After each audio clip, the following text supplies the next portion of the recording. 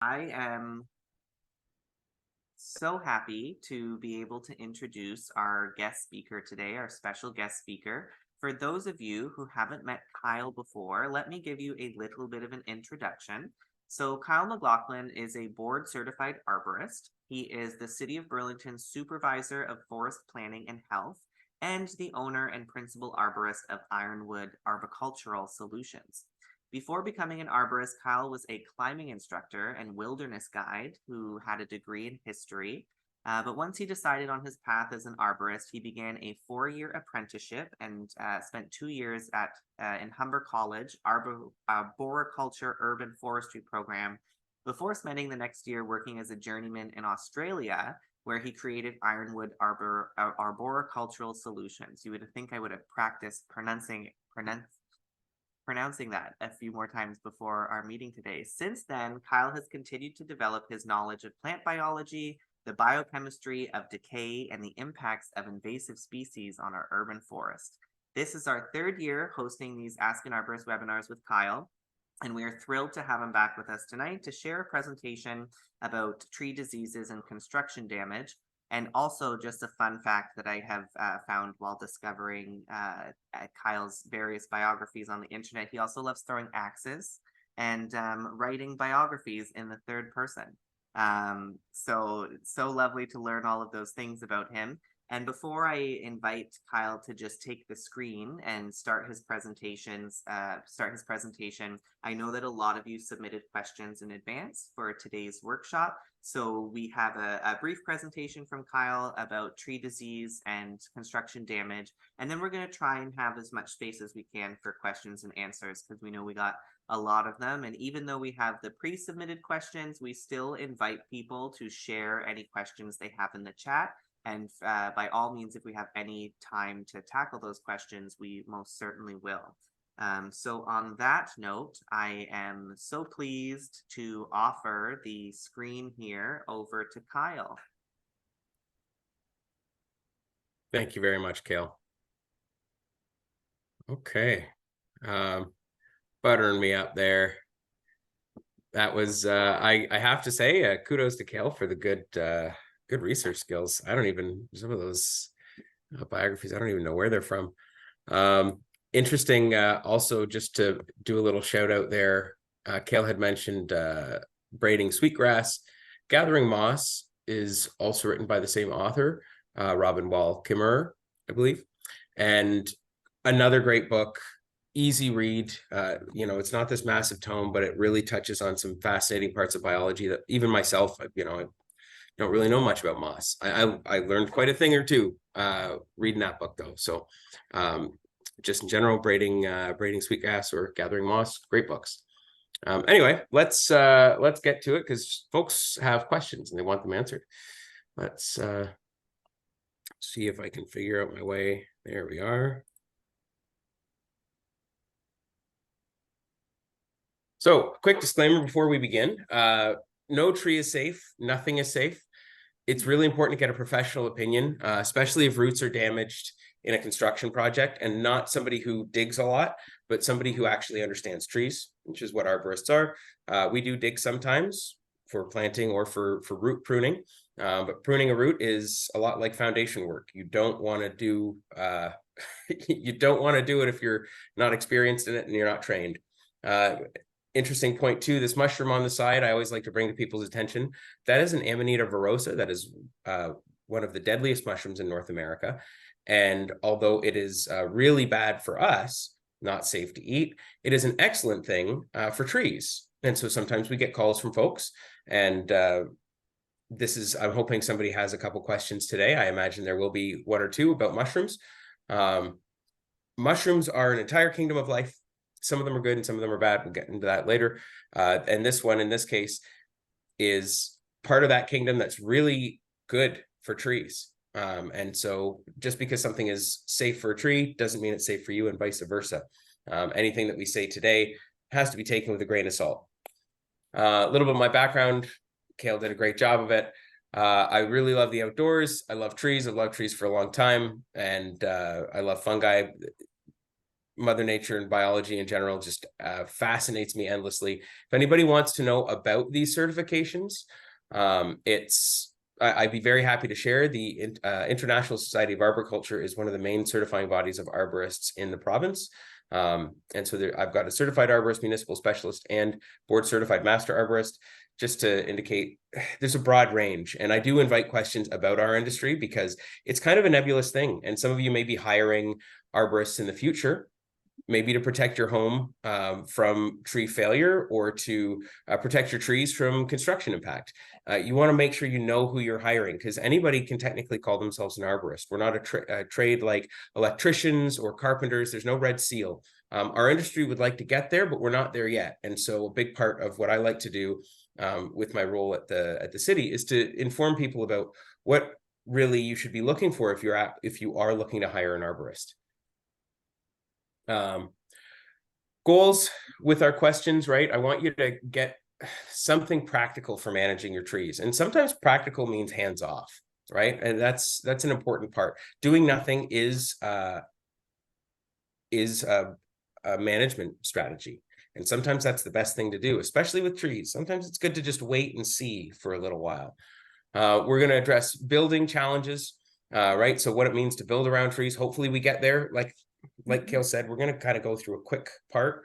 I could speak to you for an hour or two, just with how fascinating this is. And some of you would probably be willing to listen for that long, but I really want to get your questions, and we want to get through as many questions as possible because that's part of the fun.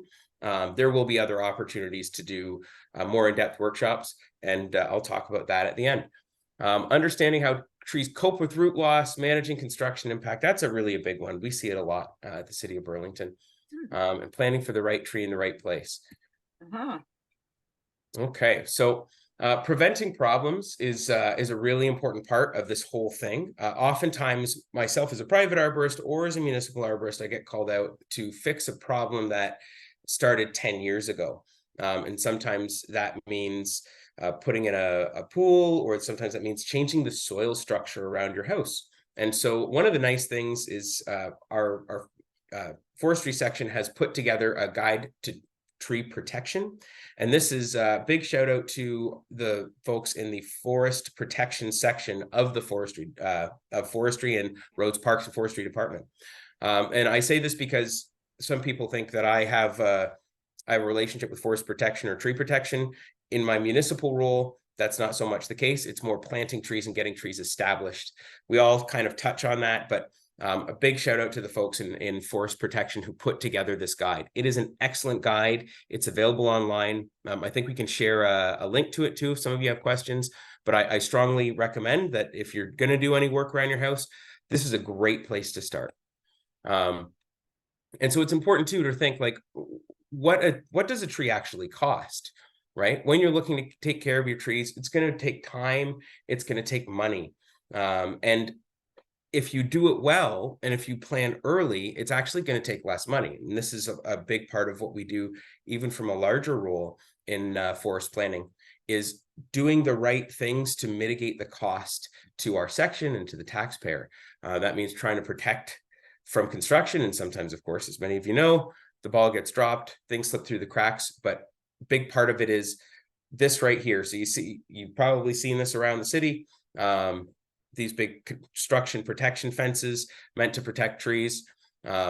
This photo is actually from the Guide to Tree Protection, pointing out how this can actually affect a tree long-term. And for us, a job may only last, as a homeowner, I've got insulation done recently, right? That only took a day, but it also can last a long time when the insulation truck comes in and I haven't pruned my trees, and then the insulation truck breaks off a major limb. That's something that's going to last a long time. It only took 30 seconds for the truck to come in and damage the tree, but that damage is going to be there forever. This goes the same with putting fill soil in or driving machinery into root systems, and that can have a cost to you as a homeowner if it's a private tree, or a cost to the city if it's a city tree. And so what do? How do we take care of a tree on a small property or something as big as a city? We want to budget, right? We want to budget for a pruning cycle. If you're doing something at home, it costs a lot to prune a tree, right? You're getting a crew to come out for one specific tree. You're not getting the same amount of value as if you're going right down the road. And so what that means for you is if you're going to plant a fast growing tree, you need to plan that it's probably going to cost more to prune it, or you're going to have other risks and problems associated with not pruning it, right?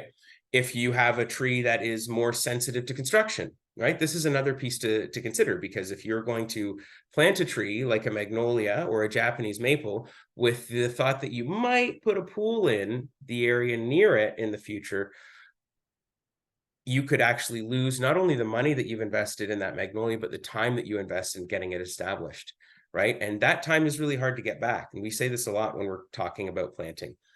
Plan ahead. Other piece of advice that I'll give everybody now, and I'll probably say it a couple times, the smaller the tool, the lower the cost.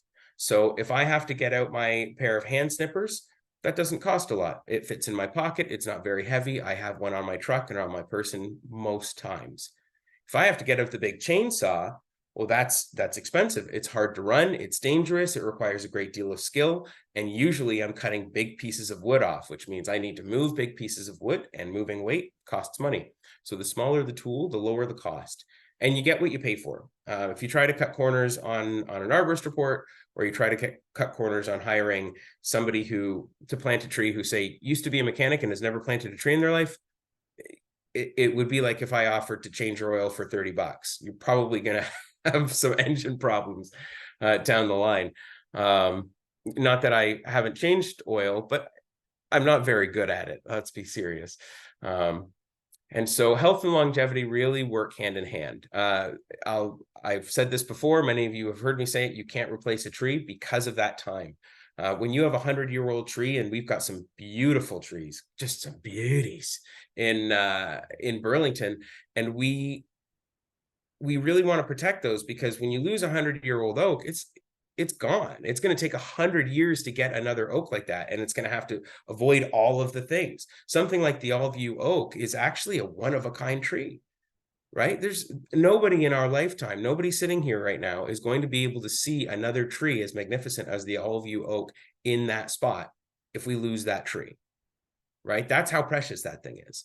And it goes the same for your tree, right? If you have a tree that's not too big, but getting there, and it's quite nice, I often find that those adolescent trees, 15 to 20 years old, people are more willing to remove them. I used to be more willing to remove them, until a friend pointed out that 20-year-old tree, you remove that, you plant another one, in 20 years, you just have another small tree. If you protect that 20-centimeter tree, right, in 20 years, you're going to have a much larger tree in the same amount of time. Protection is often way, way more valuable than replacement. Here's a good example. And we're about 13 minutes in, so I'm just going to use this to kind of move us into some more considerations or some questions. So this is a Freeman Maple. So this is a tree that's native to Canada, and it was planted in Melbourne, Australia, in the middle of the summertime. Now, as many of you know, this is a water-loving maple. In the United States, they actually call Freemans and Silvers swamp maples, because they love water. Now, they can do in a drought situation. That's one of the reasons they're great city trees. But this one was planted in a new industrial subdivision in the middle of the summertime. The soil obviously is garbage because the construction impact from the soil, and feel free to ask about how construction impact can affect soil. I'd love to get there. But they did this whole, and you can see in the background here, there's a new sidewalk. Oh, pardon me. You can see in the background, there's a new sidewalk. You can see the offices in the back and part of the factory building. They didn't water it for 6 weeks. And they said, what do we do? I said, you should water it. Like, why aren't you watering it every couple days? Like, that tree really needs to get established. Well, here's what happened. Eventually it got a disease. And on the right-hand side, that's just a detailed view. And all of those little black spots, that's not mold. That is actually a fungal canker that is living underneath the bark and killing the cambium of the tree, stopping all of the nutrients going up and down. And in the process, the bark eventually dies, and it causes these big gnarly holes. And I'm sure some of you will have questions about that later. But the idea is, because this tree wasn't watered, it developed a disease. And now that contractor, who has to get it to live for at least 2 years before he hands it over to the city, he had to water it, and he's got to contend with this disease, because not only was the tree undernourished, but now it's sick, right? And this is a big thing to go for all of us. That prevention, thinking ahead, if that tree would have been watered every 3 days for 6 weeks, he wouldn't have had to pay for the consultation fees. He wouldn't have likely had to pay for the replacement or costly soil amendments or what have you to get this tree established after it got so sick. And so with that, we're at 15 minutes right now. Kale, I'm gonna invite you back. If you can join and give me fire some questions at me there, my friend. Yeah, I'm mute. Yes, I'm gonna have to give myself instructions to unmute. Thank you so much for that, Kyle. Really excellent information. And I actually added a few questions into the bottom based on your presentation to see if we get to them. But the first question, and I apologize if I mispronounce anyone's name, just doing my best. But this is from Ask the. So the question is, has the propagation of giant hogweed increased along Southern Ontario's transportation corridors with climate change? Interesting. I appreciate seeing this question. So for those of you who don't know, giant hogweed is an invasive member of the carrot and parsnip family. I'm gonna just, I don't know if we could do this, but I'm gonna share just Google right here, invasive species center. Perfect. So this is there's smaller versions which we call Queen Anne's lace. This is not that. Giant hogweed gets massive. If you touch this and touch your eyes, you can go blind. It's pretty nasty, invasive. Yeah, and so I wouldn't. I don't have the research to say, oh yeah, well, definitely climate change, but we are planning for this. It's just migration of species. This is part of the natural flow of things. Now, of course, you talk about transportation corridors, a lot of invasive species travel along transportation corridors. Some of you may know sudden oak wilt was discovered in Niagara Falls in June, and they found another piece in Niagara-on-the-Lake and another piece in Niagara-on-the-Lake. So you see it's close by, which would how it would naturally move. And then they found one up in Midhurst, which is 15 minutes outside of Barrie. And the disease doesn't move that fast naturally. The belief is that it was transported as firewood to somebody's cottage. And so now you've got sudden oak wilt spreading throughout the province faster than any natural event could, or natural vector could move it. And I say this because when we talk about toxic or giant hogweed there, between climate change and people, I mean, that's really what we're looking at. Awesome. Okay, I'll just because you mentioned it in the sort of answer to the question. Sriti put it in the chat earlier, but I think it's a natural carryover. What can we do about oak wilt? Great question. So there is an excellent piece from the ISA Ontario, so the International Society of Arboriculture. They have a little newsprint ad that you can kind of find. 3 things. We're trying to tell people, first of all, please don't prune your oaks between April 1st and October 31st. Don't prune them in that season. And the reason that we ask that is that's when there's a little bug that helps to transport it. That's when that bug is active. And so if you prune your oaks November 1st to March 30th, we don't have to worry about that bug spreading the disease. The second one is don't move firewood, and discourage your friends from moving firewood too. Nobody wants to be the uncool guy, like, oh, stop, don't move it. But it really is, it can kill an oak. For those who don't know, sudden oak wilt can kill a mature red oak in a matter of weeks. It's incredibly problematic. So don't transport firewood. Generally, you just shouldn't do that anyway, as best you can, right? Try and minimize the transportation of firewood. Don't prune between April 1st and October 31st. Tell your friends about it. Awesome. I feel like you just answered this question, but just to put it on its own so it's super clear, is we had a question from Elma, which I believe you just answered, but when is the ideal time to prune or trim a tree? Oh, okay. So to trim a tree is very different than trimming an oak.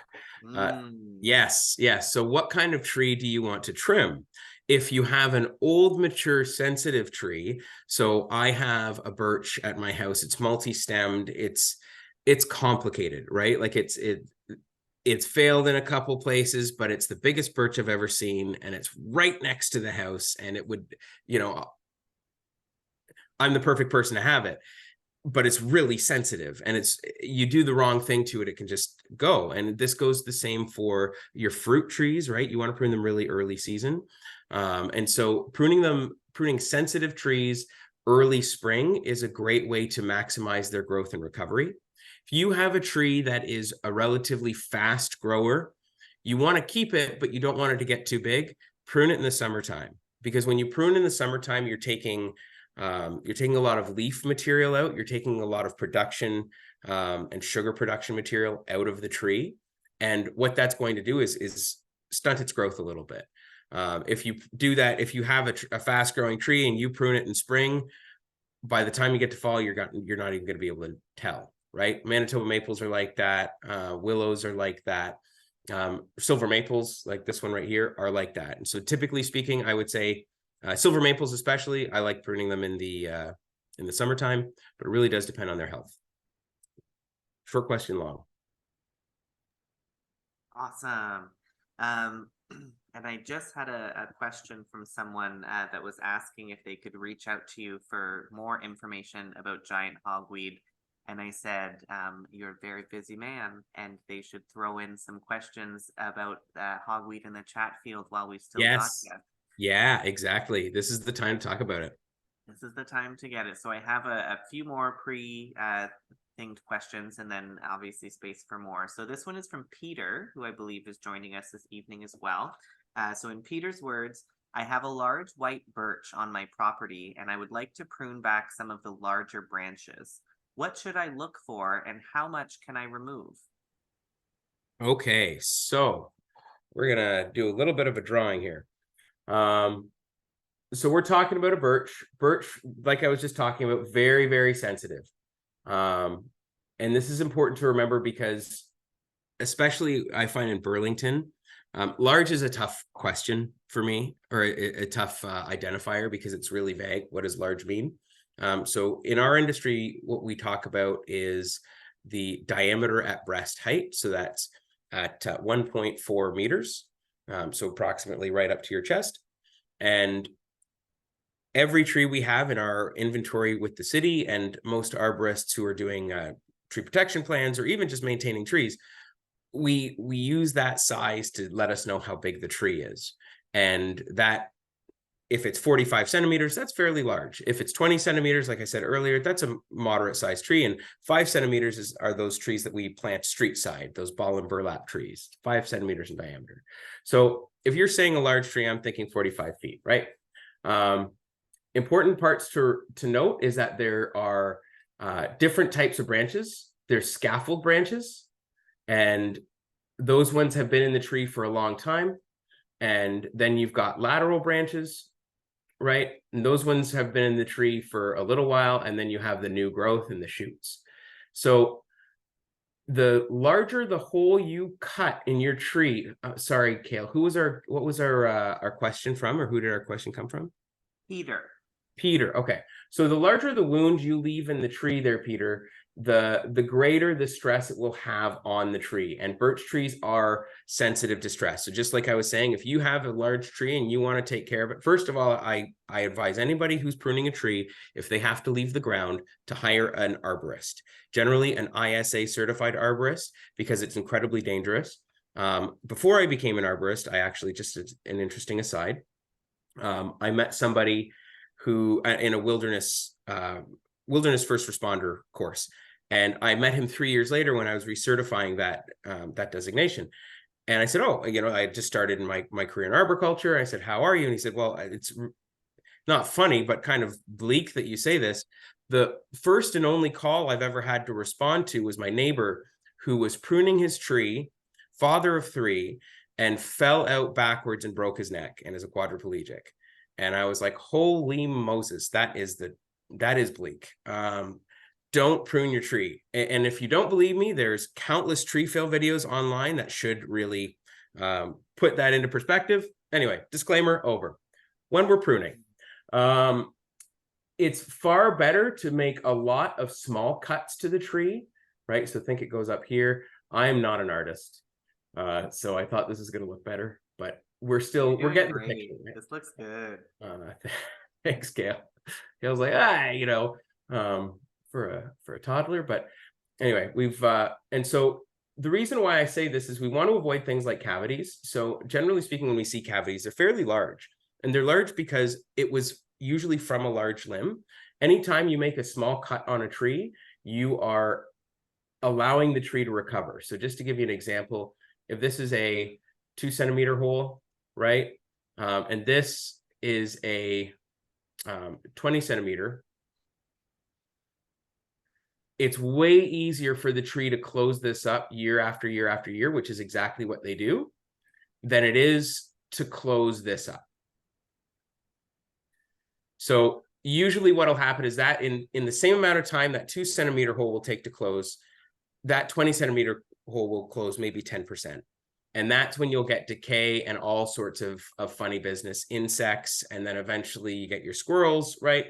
And that's when the tree needs to come down. If you like your birch and you want to keep it healthy and living longer, it's way better to make 100 of these cuts than it is to make 10 of these cuts. So keep that in mind, because especially once you start making big cuts like that, those 20 centimeter cuts, you will actually change how the tree moves in the wind, and you'll increase that likelihood of failure.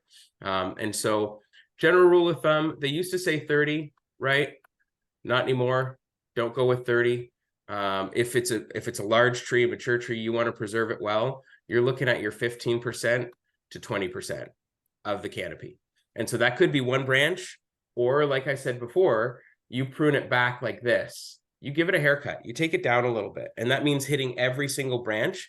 Now that is called reduction pruning, and that is the best way to get your tree living longer, keep its structure good, and actually improve its storm stability. There you go.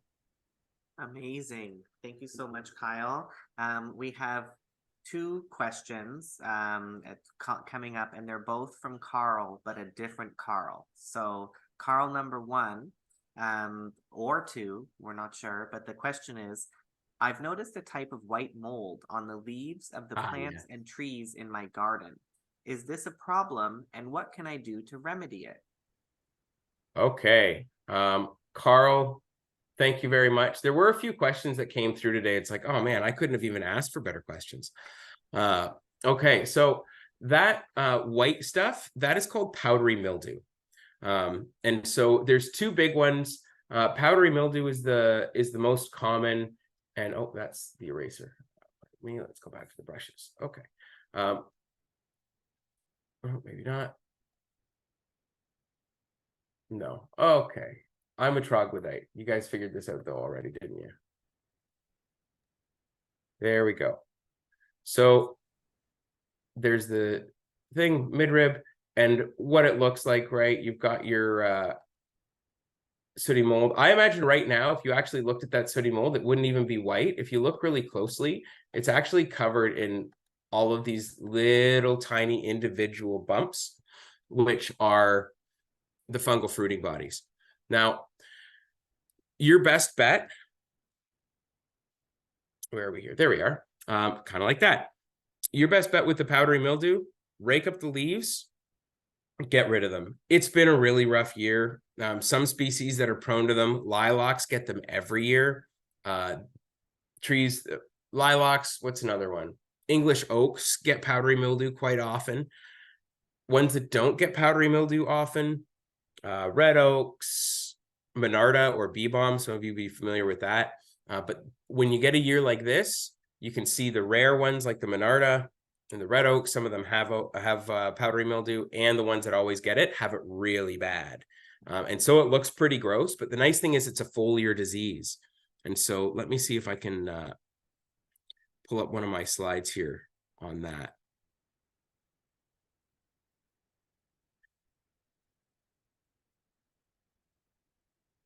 costs.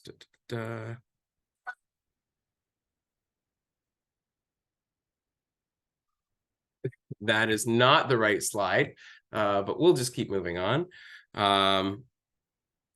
There is an example, like I was saying earlier, about a large wound that has led to decay infection, just as an aside. Yeah, I don't have those. These vector management is probably one of the best. So we'll just leave that one in the back. But I'm sorry, I got off track. What was the question? What was I answering? Fungi? Yeah, the white moss, the white powdery. Yeah, powdery mildew. Long and the short of it, rake up the leaves, get them taken away with the leaf program. As you know, we offer that.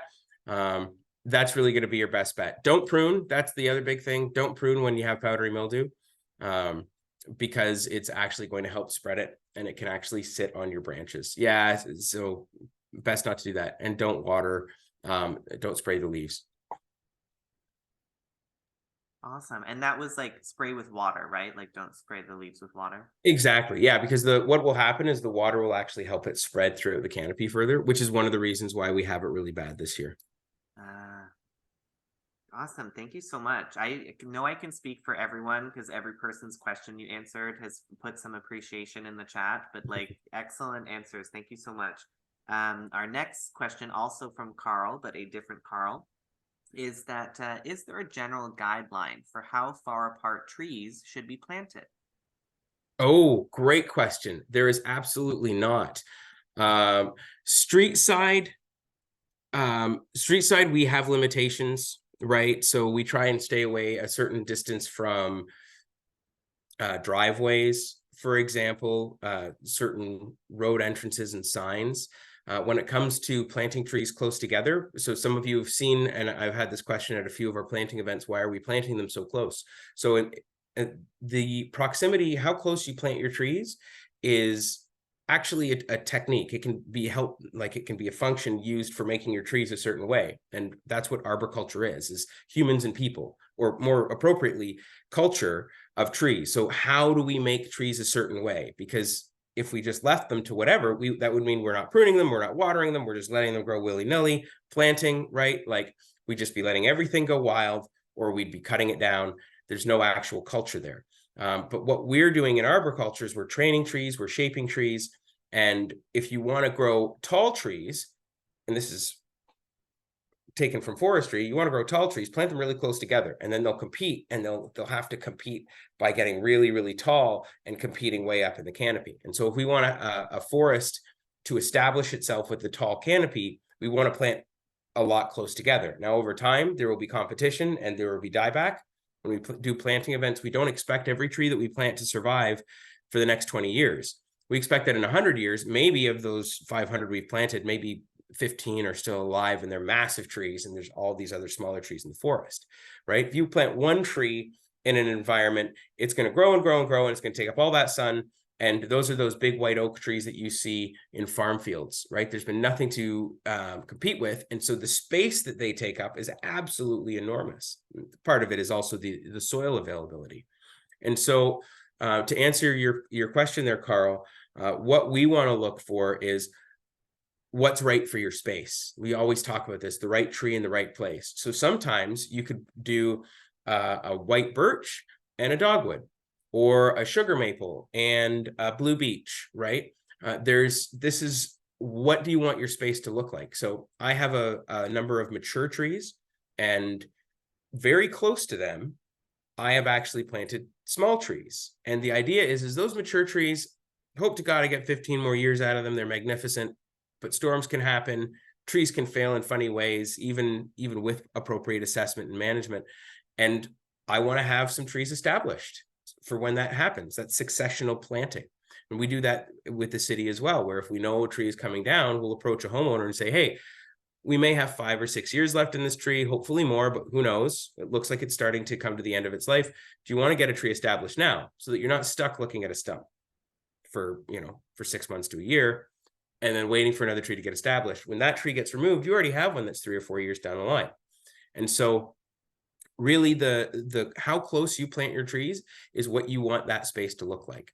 And if you have, if you've got, and if you're there, Carl, I actually invite you to say, what are you thinking? What's your site look like? Let's chat about that. I think people would be interested, because really at the end of the day, there's a lot of opportunity, and underplanting is one of those things that if you want to create a good space, you can create a lot of depth by planting a couple trees underneath larger trees. It looks incredible. Bring it on. Excellent. Yeah, so we do have like mature, we have like 3 mature maples, 3 mature oak, and we're doing exactly that. We're trying to plant like the new canopy underneath, and my wife and I have been planting dogwoods and service berries and a few other things. So we're just trying to plan like how many things we cram in there and are we crowding things or not. But it sounds like putting more things in close together will cause them to sort of fill in the canopy and get ready to take over. Oh yeah, and especially if you're talking like understory trees, I highly suggest. And this is, we get these questions a lot from people. Like tulip trees are so hot right now. I mean, they've been hot for a few years, but the thing is, the fast growing tree now is a big tree sooner, and also a big problem sooner, and sometimes a bigger problem than slow growing trees. So, you know, speaking as municipal employee and speaking as somebody whose private company is named Ironwood, I love ironwoods. They're very understated. They're not as rugged when it comes to construction impact. However, they are solid trees. I've never seen an ironwood. Actually, that's not true. Once in my career, I saw an ironwood fail, and it was a very weird thing. And it was a forest tree. They're very sturdy. They grow slowly. They're really good understory trees with partial to full shade, and they look great. And they don't have a lot of plant healthcare issues. So exactly what you're talking about, like plan it out. And there's nothing wrong with, you know, for those of us out there who buy perennials or pardon me, annuals, you know, annuals, you can spend 150, 200 bucks on annuals in a year. And, you know, at the end of the summer, you're taking them out, or you're getting rid of them, or they're dead. You can spend 35 or 40 bucks on a 5-gallon tree that's going to last for 50 years. And what if you put it in your garden, arboriculture, you put it in your garden and it gets too big, and then you do remove it. And there's nothing wrong with that. If that's part of the plan, and it sounds like you're trying to maintain a canopy and plan for that succession, sometimes you put a tree in, it's not like it's a loss of money. You still get to enjoy that space, but then it might grow too big for that spot and need to be removed. And if it's, you know, in 5 years, it can still be a small removal, right? If it's and it's not like you're breaking the bank. Thank you very much, Carl. Thanks. Awesome. Thanks, Carl. Thanks, Kyle. The next question we have, and we're making great time. We've got through a lot of great questions already. So this one's from Sue, and they ask, how to identify different types of elm trees? And then in brackets, we have one that grew from seed at our home. What diseases to watch out for, and what might be causing small sections of yellowing leaves? Okay. Elm is great. Now this is the kicker with elms, actually. So identifying, it's not even just identifying elm trees, identifying all trees. You want to look at the features of the leaf. You want to look at the features of the seed, right? So that's how they all get organized. Red elm has a little bit more pubescence on it. So pubescence is something, if you look under the leaves and you see if there's any sort of hairs, and usually where you'll find that, oh, excuse me, let's drop my pen. Okay, where you'll find that. So an elm, oh, there we go. Okay.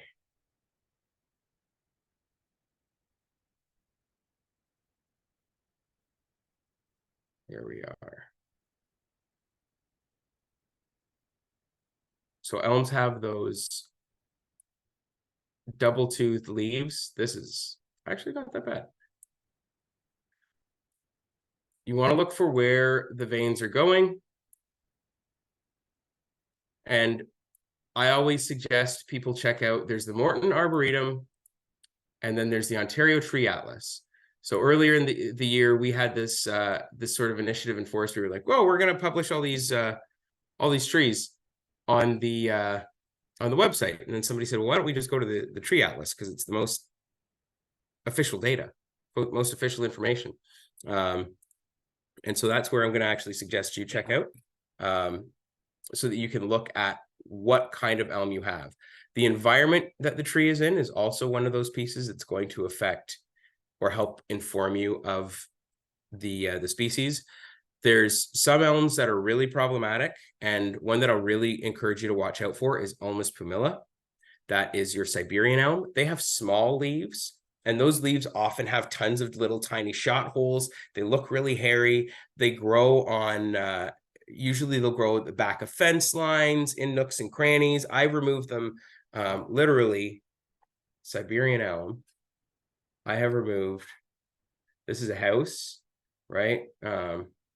This is like a driveway, and this is the Siberian elm coming out of the driveway. Like really, if you forgive the perspective there, they grow in the worst places. So Siberian elm is one that you really want to watch out for. Do we have the person here actually? I keep forgetting we have this opportunity. I don't get to do this sometimes. Yeah, so where is it growing out of? Hi, it's growing in our front yard, like right next to a little stone, little we have sort of a little kind of medium-sized stone decoration kind of around like a raised bed. It's growing right in there. Sort of, we think it's a slippery elm based on our work looking online. Okay, perfect. And so if you have photos, I'd encourage you to send them to Amy or Kale, and maybe you can share them, Kale, because if it's coming from a rock and it's near the front of your house, my big fears are in the urban environment. Siberian elms are everywhere. They're very, very common, and they grow in really tough conditions, as we can see. One of the reasons why they were introduced is because they make excellent hedges. They can take a beating. They're resistant to tons of what have you. Excuse me. And because of that, they proliferate like mad. The slippery elms are larger, have darker colored leaves. I really have a hard time telling the difference between like a slippery and a red, or a rock, pardon me. And the American elms have a slightly lighter colored leaves, and depending on the size, like yellow this time of year isn't so abnormal for elms, but what you want to watch out for is flagging. And so we're going on a bit of a,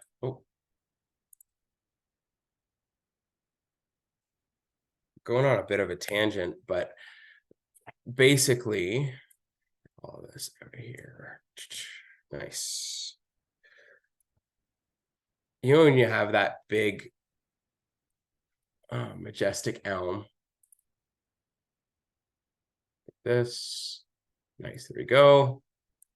And those branches come out and they look pretty good at the beginning of the summer, and then they start to kind of turn yellow. And then you see the dieback, like it starts to die back like this, but the rest of the canopy over here is really healthy, right?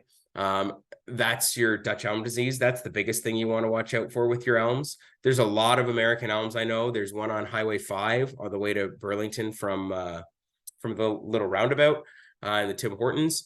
That is quite beautiful and is showing signs of Dutch elm disease. And it's one of those, it'll look great, canopy's great, and you don't really have to worry about this in your young elms. It's like 15, 20-year-old and up. You get that one piece of flag, and then the next season you'll see 2 spots, and it'll be dead by the end of the season. Like it moves really quickly, and it's actually a relative of sudden oak wilt. It's in the same sort of grouping. So I hope that helps, Sue. If you can send a couple photos, it would be neat to go over species. Thank you very much. Awesome.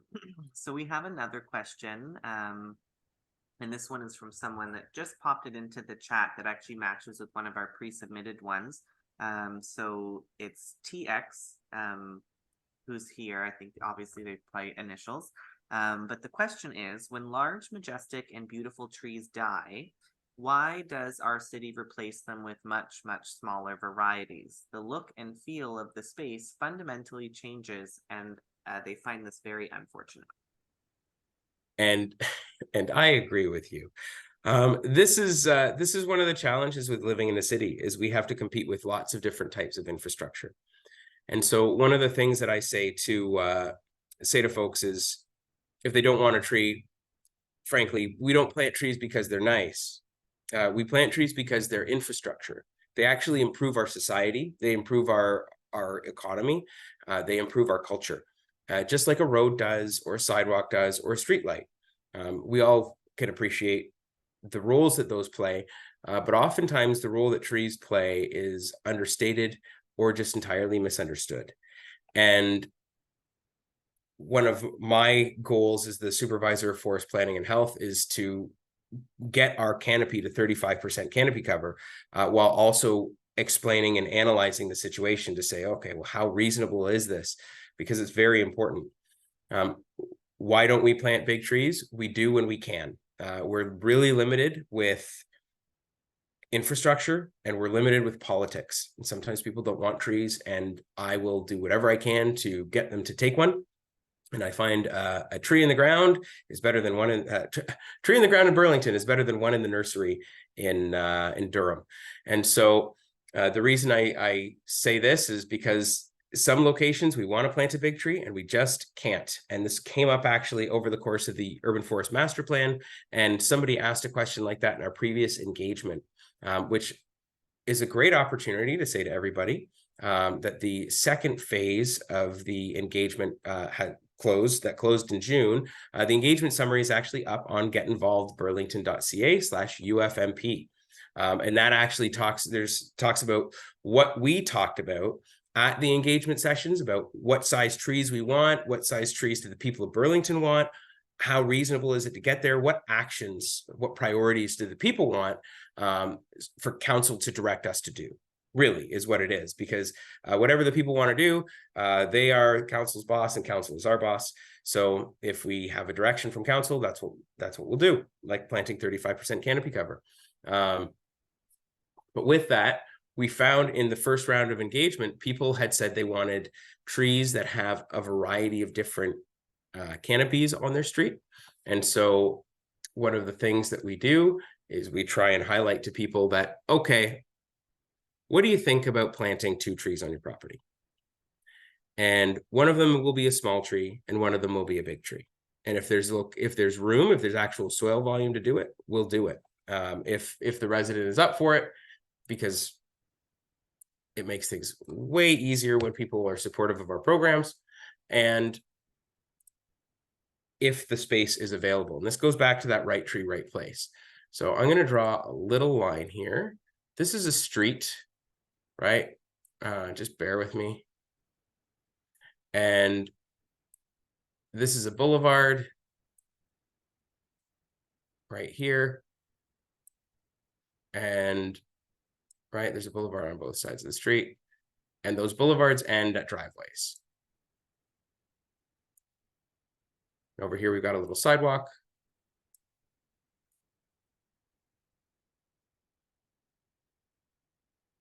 Is this picture coming together, Gail? Perfect. Yes, it's basically a Van Gogh at this point. It's right. I'd say more of a Picasso, but we're getting there. So the idea here, what I'm trying to say, when we plant a tree, right, we need to keep in mind that underneath there might be actual other services. So we might have a hydro service, and we might have a gas service, and then there might be a hydro, or a pardon me, not a hydro, but a fire hydrant, right? People know that there's a fire hydrant there. So when they want to plant a tree, I can say, and they say, okay, well, I get you're not going to plant next to the fire hydrant, but they don't understand that there's all of this other infrastructure underground. And so as our cities actually get more dense, there is a greater fight for space for our trees, because in that boulevard now, you've got you have to plant above hydro, you have to plant above gas. And so in some of those places, we can't plant anymore. The orchard is a really challenging one. Thomas Alton is another one, because then not only do you have spaces where there's stuff underground, but then there's very limited soil volume. And so we can't plant, you can't plant a red oak in a spot like that, because what it's going to do is it's going to destroy all the other infrastructure. And then all of a sudden, the role that the tree is supposed to play, which is to fight flooding, because that's what we plant trees for, They fight floods. Trees fight floods. Remember this. We don't plant them because they're nice. We plant them because they stop flooding.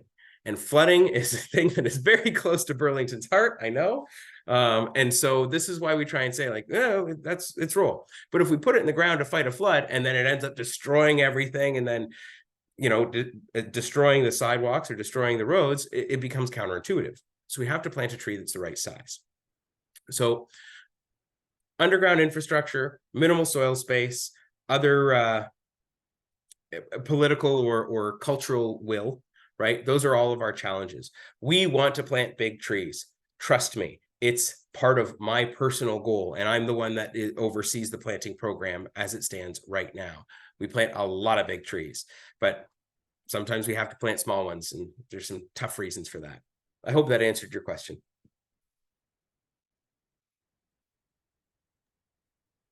Sorry, I realized I nodded my head like it was my question, but that was not my head nod. Thank to you, give. Kale. And heads up for everybody here, it's 8:03. Our webinar normally wraps up by 8:30. We do have a few things to share at the end, but it looks like we'll have time for at least a few more questions. And right now we have some really good questions, but there is space for the people here. If you guys have more questions, your guys automatically get sort of popped in. So I'm going to pop in a new one that was in the chat from Carl, which is ahead of the other pre-submitted ones. So another question from Carl is there any benefit to deep root fertilization for mature trees offered by tree service companies, or is it snake oil? Great question. So Carl has touched on to something that is very near and dear to my heart, which is diagnostics. So this is one of the important parts on what we do as arborists. We're in a funny spot, and snake oil is an important thing to remember because anyone can call themselves an arborist. I have consulted for somebody who spent a lot of money on trees privately and got 100 trees planted by somebody who had recently retired as a mechanic.